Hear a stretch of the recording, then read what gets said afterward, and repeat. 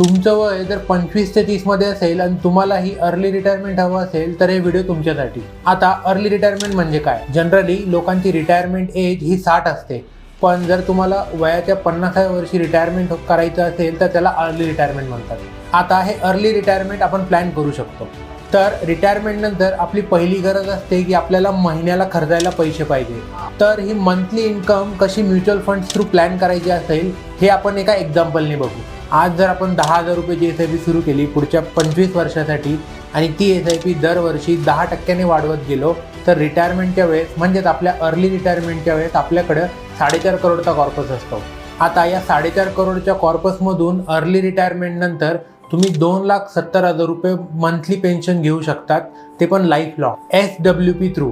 आता या केसमध्ये आपण 10,000 रुपयाची SIP सुरू केली आणि जशी जशी इन्कम वाढत गेली तशी तशी ती SIPची अमाऊंट पण आपण वाढवत गेलो, तेव्हा जाऊन हा आपला 4.5 करोडचा कॉर्पस बिल्ड झाला। तर विचार नका करू, आजच तुमची SIP सुरू करा आणि SIP सुरू करण्यासाठी दिलेल्या नंबर नक्की कॉन्टॅक्ट करा। मी तुम्हाला हेल्प करेल तुमच्या SIPच्या जर्नीमध्ये।